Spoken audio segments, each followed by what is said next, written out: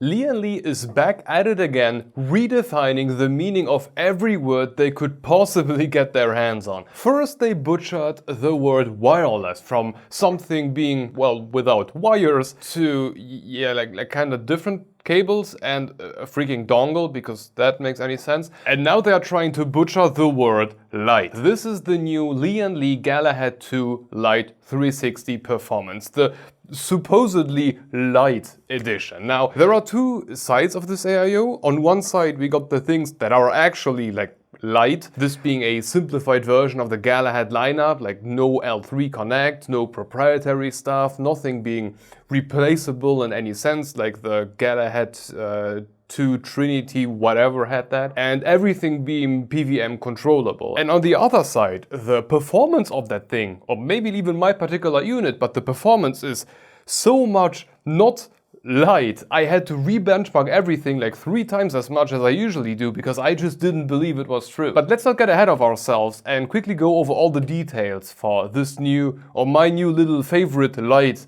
AIO, and then we will talk about the performance results. The GA2 Lite series exists in 2 form factors, 240 and 360mm, and a full-blown ARGB and half-blown ARGB version where solely the water block pump combo got the light show going. For today, we will only be talking about the 360mm and half ARGB edition, which is also called for some reason the performance, which makes so much sense because light and performance and those two words just mix so well. So for us today, this means no rainbow fairy poop dust on our fans. And the fans are very clearly not identical. Already on the spec sheet they are not. So all the performance results for this video will only be applicable to the 360mm performance edition. That said, if you look closely at the GA2 Lite spec sheet on Lian Li's website, the RGB edition fans, so not the performance ones, their stats are supposedly more performance than the performance fans, which, okay. Anyway, in the box you will get the Lian Li GA2 Lite fully pre-assembled, as well as the mounting hardware for all nowadays relevant sockets. You will also get one of these thermal paste application sheets in case you want to create one of these patterns before mindlessly squeezing everything into oblivion anyway, as you're screwing down all the screws about 300% of what they actually would need to be screwed down. So yeah, or you just give it a few blobs. The pre-installed fans on the Performance Edition are unnamed Lian Li fans spinning at up to 2500 RPM and pushing up to 73.14 CFM and up to 5mm of H2O. All of them are using FDB bearings, are 4-pin PWM controllable. Well, sort of. The fans themselves use some sort of flat proprietary plug, which I really can't even name, but the adapter to go back to regular 4-pin PVM is pre-mounted, which is nice, and it gives you about 500mm worth of PVM cable coming from the fans. The water block pump combo has a 3-pin ARGB controllable ring going around with a glowing Lian Li logo in the middle, creating a mini, like, round infinity mirror effect in between the two parts, and as far as I am concerned, I really like this. According to the website, there are only 16 LEDs underneath that thing, but the milky plastic around creates such a strong, like that milky effect, whatever it is called, the acrylic milky effect. It is so strong, I cannot physically see where the LEDs are.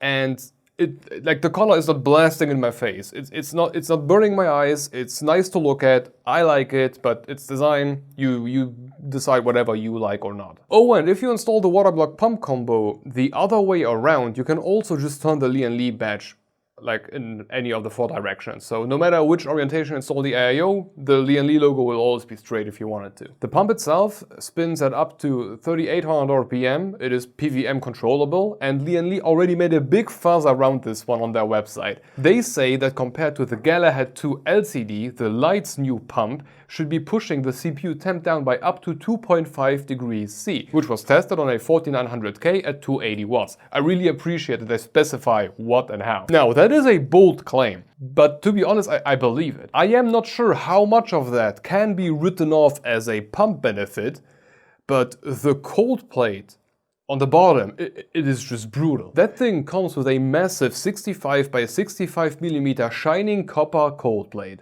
Absolutely massive, and even if you compare it to the supposedly like top performance biggest AIO that Lian Li has to offer right now, the Galahad 2 Trinity Performance, that thing looks like the tiny sister, which is funny considering the box says Lite somewhere. There, Lite. It says Lite. Why does this say, it doesn't make any sense to say Lite here. Now, during my quest to find out why this thing performs as well as it did in the end, which I believe that the copper plate is like 80% responsible for that, I came across Lian Li saying the water block is 74 by 74 and 67 millimeters high. And I have yet to find out how they came up with these numbers. I mean, the whole block is 76 millimeters high. That is perfectly fine. But how the hell did they come up with the 74 by 74? The block is not 74 by 74. Even if you could take like the bracket, the installation mounting hot bracket thing, that is not 74, but I have no clue how they came up with that number. Anyway, the rest of the AIO lives up to the Lite name. We got 400mm long sleeve tubes, which are adjustable at the water block. Nothing weird here, they're just short. I would prefer like 450, but I mean, yeah, 400. The fans are slightly thicker than normal, but 28mm thick fans are very standard for Lian Li. Lian Li does that all the time. And the radiator is as regular as it can get, 27mm thick, 19 FPI with 12 water channels. Again, nothing unusual. And before we talk about the unusual thing, let's just see how to install this thing. To get this thing going on Intel, we need to take the provided backplate and position it behind the motherboard. On the front side, we can then just add the spacers. Over on AMD, it's actually kind of cool. I really like the AMD mounting. First, we need to remove the original retention brackets and replace them with these new AMD retention brackets here. Arrow pointing towards the CPU. And now both AMD and Intel have a square mounting system. So on both, just splash some thermal paste on the chip, install the block and screw it down. Very easy, the same mounting mechanic for both. I love that.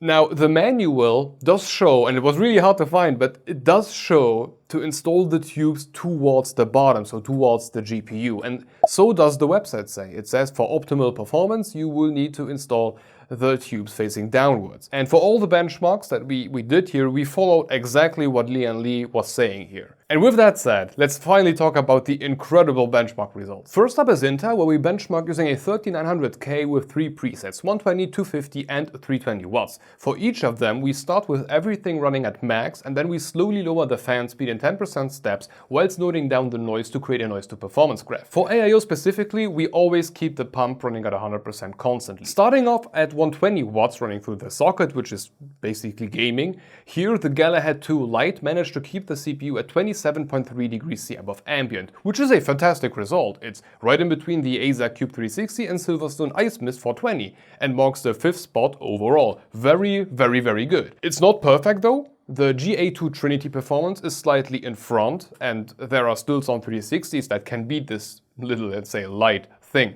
The corresponding noise to performance graph looks very good as well. For the GA2 Lite's performance, from start to finish, it is keeping up a very identical noise to performance curve to the Trinity performance, just without the upper fan speed performance, but not everything is perfect. The Iceberg Thermal Oasis does still keep a measurably better ratio all across the board. Over at 250 watts, everything started to change, and I mean everything.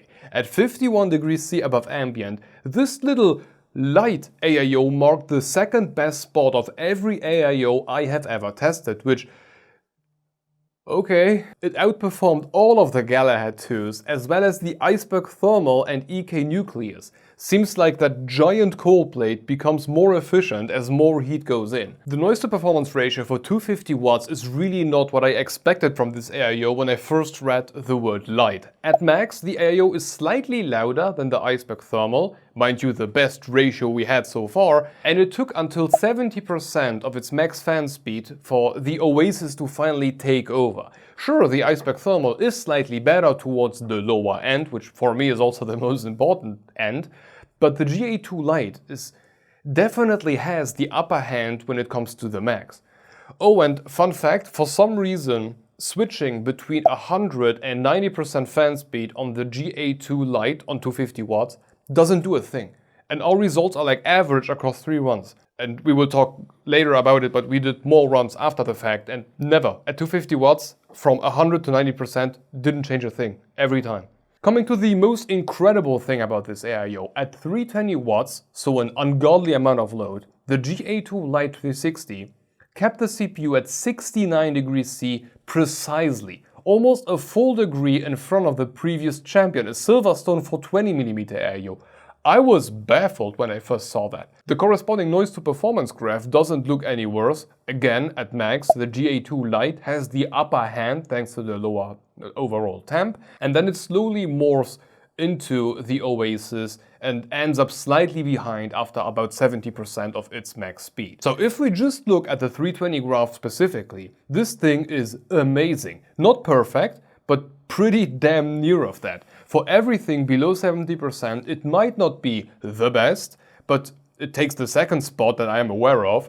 But above that, unbeaten, as far as my benchmarks are concerned. Mind you, it beats other contestants as well. Not only all the other GA2s, also things like the much thicker Arctic Freezer 3 360. It doesn't stand a chance.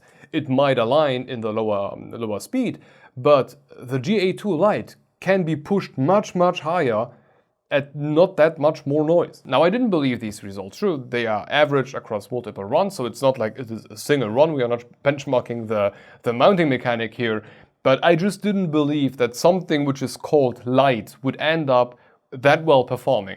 Thankfully, I am not adding all of my results into my giant Excel machinery immediately after each run, but after I did, and keep in mind that there were other coolers benchmarked in between these two times, I then decided to re-benchmark everything again, like a week after the first results were actually recorded. At 120 watts, the difference was slim to zero, 0.2 degrees C worse. At 250 watts, it became better, 0.4 degrees C better, not enough to switch positions, but better. And at 320 watts, again, better, 0.2 degrees C better. And if we take a look at the noise to performance ratio for the 320 watts workload, for the initial few runs and the one I did a week after the fact, no, these two align within margin of error. A tiny bit better towards the max end and slightly worse towards 80% or around 80% of the fan speed. But other than these two, pretty much what we got the first time, minus all the averaging, of course. No, that thing performs just amazingly. And funnily enough, my AMD benchmark machine got the same type of results. For AMD, we benchmark on top of a 7950X3D where we measure the achieved clock speed average across all the cores for every given fan speed, giving us a noise to performance graph. And for this CPU specifically, I already learned the quicker the cooler can carry away the heat, the better clock speed we will achieve.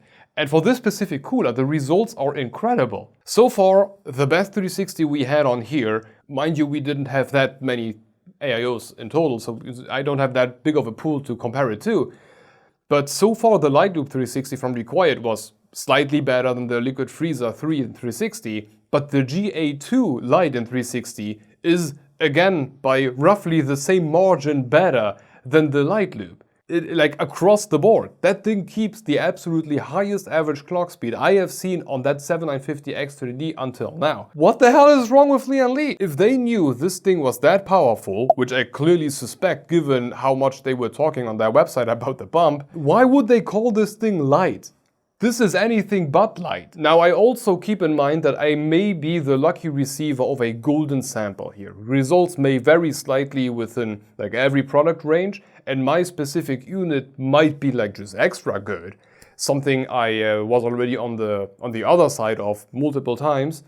And even if I would apply, let's say, a 5% plus minus margin for the performance, it is still an amazing AIO. And I love it. I love the lack of any L3 Connect software. Everything is simple, absolutely standard connectors, easy to install. I love the AMD mounting. Tubes bottom look kinda cool, or I like it in general. 6 years warranty, absolute recommendation. So far, as for my benchmark, the best AIO or the best max performing AIO I have seen so far. No idea why.